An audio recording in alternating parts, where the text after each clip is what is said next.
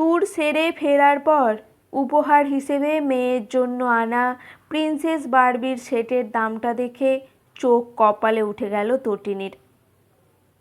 দেবদত্তর পাগলামি দিন দিন বাড়ছে।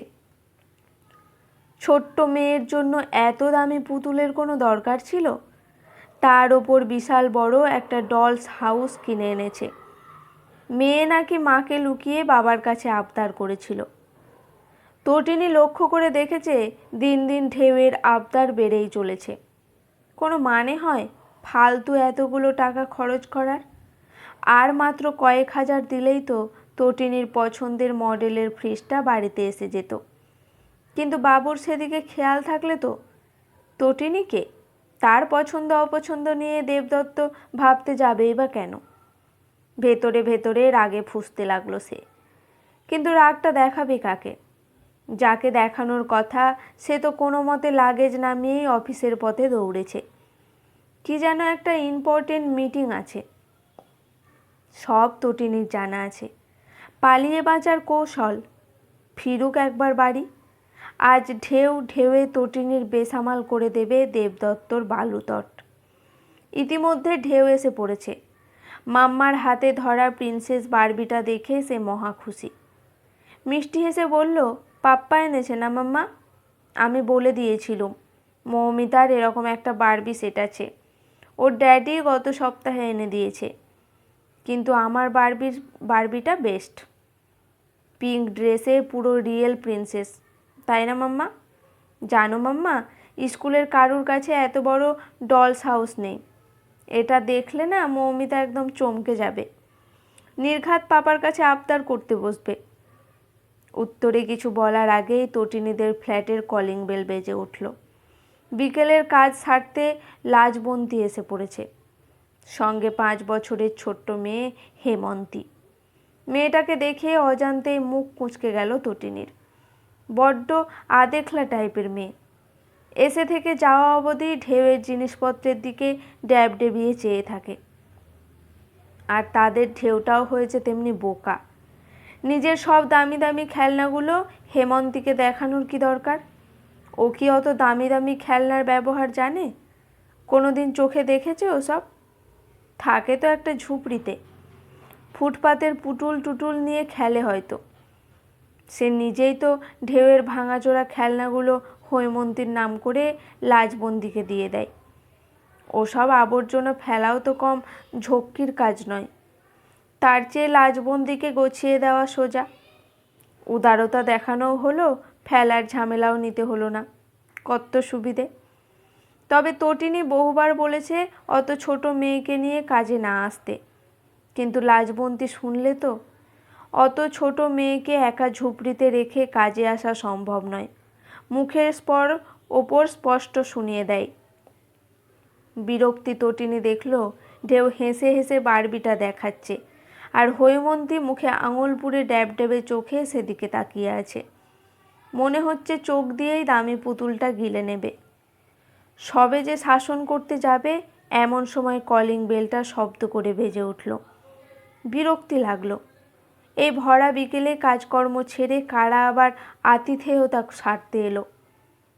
শ্বশুরবাড়ির লোকজন হলেই তো চিত্তির। ইচ্ছে থাকুক আর না থাকুক, ঠোঁটে কৃত্রিম হাসি ঝুলিয়ে আপ্যায়ন করতেই হবে। বকতেও পারে বটে লোকগুলো। নেহাত তটিনী অভদ্রতা করতে পারে না তাই। সবই ভাগ্য। আইহোল দিয়ে দরজার বাইরে তাকিয়ে কিন্তু মন ভালো হয়ে গেল তটিনীর। দাদা বৌদি এসেছে, সঙ্গে মিষ্টি তাতাই শোনা। জমিয়ে বসে হাসতে হাসতে দাদা বলল, তাতাইয়ের 2 বছরের বার্থডেটা একটু বড় করে করব বলে ভাবছি। ক্রিস্টাল প্যালেসটা তো দেখেছিস, ভেতরটা দারুণ সুন্দর। স্পেশাল দিনটার জন্য ওটাকেই বুক করে ফেললাম। একদিন আগেই কিন্তু তুই ঢেউ আর দেবদত্তকে নিয়ে পৌঁছে যাস। এমনিতে যদিও তেমন কোনো ঝামেলা পোহাতে হবে না, নামি দামি ইভেন্ট প্ল্যানারকেই সব দায়িত্ব সামলানোর জন্য বুক করেছি। তবে কি জানিস, তোরা আগে ভাগে এলে বেশ মজা করে 2-1 দিন কাটানো যাবে। আমি অবশ্য অনুষ্ঠানের আগে দেবদত্তকে ফোন করে নেব। যার জন্মদিন ঘিরে এত আয়োজন সে অবশ্য তখন তার ঢেউ দিদির ঘরে। দুজনে মিলে নতুন বারবি নিয়ে খেলে চলেছে। আধো আধো স্বরে তাতাই বলল, তেজটা কি সুন্দর, আমাল এলাম জামাতাই। হৈমন্তী ওদের সঙ্গে যোগ দিয়েছে। হাসি মজায় ছোটদের আড্ডা জমে উঠেছে। ঠান্ডা দুধে ব্রনবিটা গুলে তাতায় আর ঢেউকে দিল তটিনী, সঙ্গে চকোলেট পেস্ট্রি, ছোট্ট তাতায়ের ফেভারিট। থেবড়ে বসে খাবারগুলোর দিকে হৈমন্তীকে হাঁ করে তাকিয়ে থাকতে দেখে বিরক্ত হলো তটিনী। বেজার মুখে বলল, মায়ের কাছে গিয়ে বসতে পারিস না? সবসময় ঢেউ দিদির ঘরে কেন? এখানে তোর কাজ কি? চোখ ভর্তি টলটলে জল নিয়ে গুটি গুটি পায়ে এক মনে কাজ সারতে থাকা লাজবন্তীর দিকে এগিয়ে গেল হৈমন্তী। সেদিকে তাকিয়ে দেখার সময় কি তটিনীর আছে? সে তখন বড়লোক ভাই ভাজকে আপ্যায়ন করতে, ছোট্ট তাতায়ের আধো গলার কলকলানি শুনতে ব্যস্ত। বেশ খানিকক্ষণ আড্ডা দিয়ে ছোট্ট তাতাইকে নিয়ে ঢেউয়ের মামা মামি বেরিয়ে গেল। আর তার কিছুক্ষণ পরেই তটিনীর চোখে পড়ল ঢেউয়ের সাধের বারবি উধাও। সমস্ত রাগ গিয়ে পড়ল হৈমন্তীর ওপর। নির্ঘাত ওই মেয়েই নিয়েছে। যেভাবে ড্যাব ডেবে চোখে দামি পুতুলটার দিকে তাকিয়েছিল, অমন জিনিস কি কখনো চোখে দেখেছে? নির্ঘাত মায়ের ঝোলায় পুড়ে নিয়ে পালিয়েছে। আজ একবার আসুক দেবদত্ত। ওই মা মেয়ের ঝুপড়িতে যদি রাত্রেই না ছুটে গেছে, তবে তারও নাম তটিনী নয়। অকারণে আজ মায়ের হাতে মার খেল ছোট্ট ঢেউ। কত দাম দিয়ে জিনিসটা কিনে এনেছিল দেবদত্ত। নিজের শখের পুতুল যে সামলাতে পারে না, সে মার খাবে না তো কি খাবে? বাড়ি ফিরে দেবদত্ত দেখল আদুরে মেয়ের গালে তখনও শুকনো জল নিজের প্রতিচ্ছবি এঁকে রেখেছে। সপ্রশ্ন দৃষ্টিতে তটিনীর দিকে তাকাতেই ভীষণ রেগে বলে উঠল, আরও আহ্লাদ দাও, মেয়ে একেবারে মাথায় উঠে নাচুক। অত দামি প্রিন্সেস বারবিটা একবেলাও ঘরে রইল না। দেখ না দেখ, কাজের মেয়ে সেটা বগল দাবা করে নিয়ে চলে গেল। তবু মেয়ের কোনো হেলদোল আছে? এত মার খেলো, তবু মুখে একটাই কথা, হৈম নেয়নি মাম্মা, হৈম নেয়নি তো কি? একবেলার মধ্যে পুতুলটা ডানা গজিয়ে উড়ে গেল। শোন, আমরা এক্ষুনি ওদের ঝুপড়িতে যাব। এত দামি পুতুল নিশ্চয়ই এখনো কোথাও চালান করে উঠতে পারেনি। মিনমিনে স্বরে দেবদত্ত বলল, তোমার বোধহয় কোনো ভুল হচ্ছে। আমাদের ফ্ল্যাটে লাজবন্তী এতদিন কাজ করছে, কোনো দিন কিচ্ছুটিতে হাত দিয়েছে? টাকা ফেলে রাখলেও হাতে ধরিয়ে দেয়। একটু ভেবে দেখো তো, বাড়িতে আর কি কেউ এসেছিল? কি বলতে চাইছো কি তুমি? মুহূর্তেই আগুন ঝরে পড়ল তটিনীর কণ্ঠস্বরে। আমার দাদা বৌদি চোর? ওরা এসেছিল আজ বিকেলে তাতাইকে নিয়ে। কুষ্টিটার বার্থডে, তাই পার্টির জন্য আমাদের ইনভাইট করতে। দাদা কোথাও পার্টি দিচ্ছে জানো? ভাবতে পারবে না, ক্রিস্টাল প্যালেসে। ওরা ওই সামান্য একটা পুতুল চুরি করবে? এমনিতেই অনেকটা সময় নষ্ট হয়েছে। এক্ষুনি আমরা লাজবন্দির ঝুপড়িতে যাব। ফালতু দেরি না করে গাড়ি বের করো। কী বা করে দেবদত্ত? বাধ্য হয়েই দরজার দিকে এগিয়ে গেল। হবে দরজা খুলতে যাবে এমন সময় শব্দ করে তটিনীর মোবাইলটা বেজে উঠল। স্ক্রিনে ভেসে ওঠা নামটা দেখে অস্ফুট তটিনী বলে ফেলল, বৌদি এত রাতে? দামি কিছু ফেলে টেলে গেল নাকি? ফোন ধরতেই ও প্রান্ত থেকে লজ্জামাখা গলা ভেসে এলো, কিছু মনে করো না ভাই, আজ তাতাই একটা বাজে কাজ করে ফেলেছে।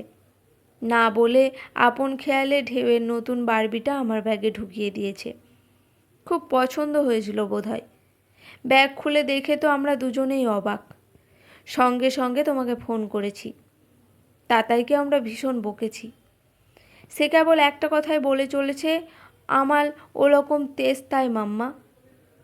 মনে হয় প্রিন্সেস বারবিটের ড্রেসটা খুব পছন্দ হয়েছে। সে না হয় আমি চেনা ডিজাইনারকে দিয়ে একটা বানিয়ে নেব।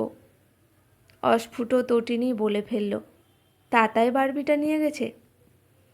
আফসোসের সুরে বলে উঠল, বৌদি, সাধের বারবি হারিয়ে ঢেউ নিশ্চয় কেঁদে ভাসাচ্ছে। ওকে একটু বুঝিয়ে বলো। সকাল হতেই তোমার দাদা নিজে গিয়ে ঢেউয়ের বারবিটা ওর হাতে পৌঁছে দিয়ে আসবে। কিছু মনে করো না প্লিজ। তাতায়ের কাজে আমরা দুজনেই সরি ভাই। না না, ও কোনো ব্যাপার নয়। তাতাই আর ঢেউ কি আলাদা? তাতাই তো ছোট্ট বাচ্চা, পছন্দ হয়েছে তাই নিয়ে গেছে। ও কি আর অত বোঝে? ঢেউ ঘুমিয়ে পড়েছে, এতবার করে সরি বলতে হবে না। দাদা সময় মতো বারবিটা দিয়ে গেলেই চলবে। এখন রাখি। মোবাইলটা বন্ধ করে দিল তটিনী। দেবদত্ত একদৃষ্টে তার দিকে তাকিয়ে আছে। দু চোখে অবিশ্বাস, একটা বাচ্চা মেয়ের প্রতি অকারণ অভিযোগের জ্বলন্ত প্রতিচ্ছবি ফুটে উঠেছে সে চোখে। কেন এই অপমান সইতে হলো হৈমন্তীকে? যে গরিব ঘরে জন্ম নিয়েছে বলে, নাকি গরিব মায়ের গরিব মেয়ে বলে? দেবদত্তর চোখের সঙ্গে চোখ মেলানোর সাহস আর নেই তটিনীর। কি উত্তর দেবে ওই অভিযোগ ভরা দৃষ্টির? অজান্তে মাথাটা নিচু